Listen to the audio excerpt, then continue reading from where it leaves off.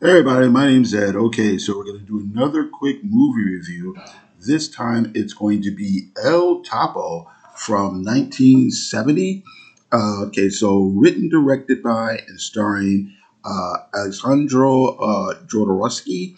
The movie is an avant garde western where a black clad gunslinger travels to the desert on a journey of vengeance and self discovery. So the movie has a surprisingly linear story.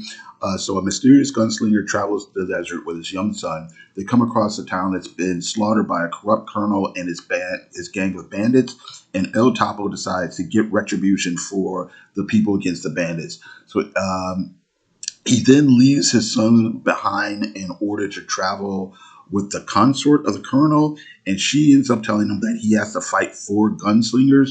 And then El Topo, after a crisis of faith, he encounters a commune of disabled people who live just outside of town. This particular town is guilty of a variety of social ills, and El Topo must face the sins of his own past while trying to redeem the commune.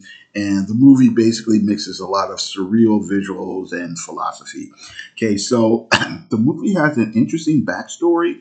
It wasn't distributed in Mexico and it couldn't get big distribution in America. And ultimately, it got a spot playing at midnight at the Elgin Theater in New York City. The movie got positive word of mouth and helped create the midnight movie systems and other art houses, I should say, art house theaters followed suit.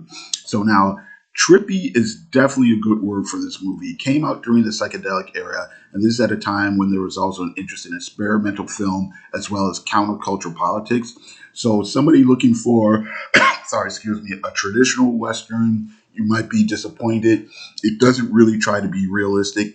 And while the narrative isn't hard to figure out, the movie is full of symbolism and surrealistic and shocking images.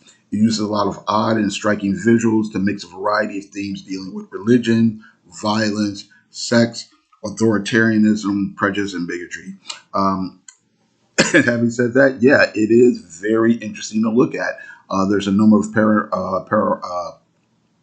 uh, panoramic scenes of sharp deserts, lots of bright colors. And I don't think there's a bad shot in the movie. Most of the framing is quite striking. There's a fair amount of satire and dark humor in the film as well. Much of it's even slapstick, and I'd say the humor kind of undercuts some of the graphic violence in the film. Like some of it's so outrageous it's hard to take seriously.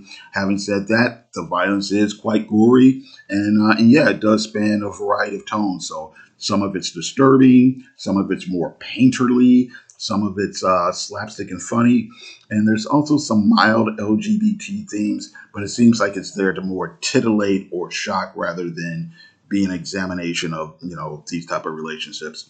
Okay, so to wrap it up, El Topo, sorry, excuse me, it is a very interesting film. The movie takes a close to standard plot and it wraps a big, crazy, surrealistic film around it with a variety of experimental filmmaking techniques and social and philosophical issues. It's probably more interesting for its ideas rather than its characters or plot, but it does occupy a very interesting place in film interesting history, I should say.